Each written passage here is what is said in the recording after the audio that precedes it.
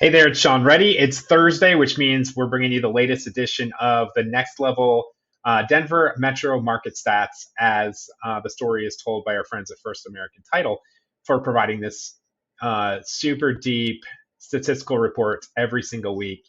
These are, like I said, next level, next generation stats. It's almost predictive analytics on when to make the move that you are going to make in the real estate market, whether that's buying a home or selling a home to buy a home. So let's get into it because we got to keep these videos quick. So first thing that we look at each week is the odds of selling, and this measures inventory versus demand. And this week's mark is 65.6%, which is pretty in line with what the last several weeks have looked like, a little bit up from the last few weeks. So that's great. If you are a seller, your odds have gone up. Average daily active listings continues to diminish. We saw that number way up in the mid 4,000s at the beginning of the year. We're down into the mid 3,000s now.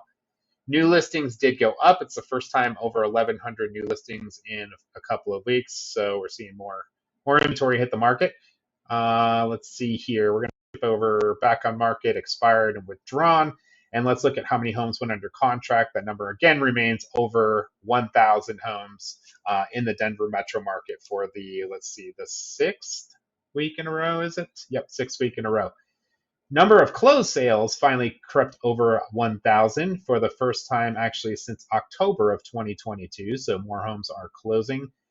Predictive month supply remains less than 1 month, meaning extreme sellers market territory at 0.8 months supply. That also means that based on demand, the market is 13.7% supplied to what the demand can hold. So again, we're very far off from seeing this traditional as a buyer's market in that regard. Let's look at total number of showings went way down this week from 14,000 to 11.5. That's only 3.1 showings per week, so that's actually the lowest since the third week of the year back in January. So that's something to pay attention to because that could mean less contracts. Showings to contracts, though, also went down, only 11.2 showings to get a contract versus it's been in the 14 plus range. Check this out. The median days on market is down to 6. It's been stuck around 7, 8, 9 for the last month and a half. Before that, it was up in the teens, 20s, and even into the 40s. So we'd have to go all the way back into June of last year to see 6 median days on market. So the pace at which good homes that are priced correctly are selling is accelerating. 23.5% of listings decreased this week, I should say. 2.3% increased, 74.2% remained the same. The average price decrease was 34,000 and change, or about 4.9%, similar to the last several weeks here. So I ran through these actually pretty quickly compared to how I normally do it. So I want to just put some color commentary to this, depending on your situation in the real estate market.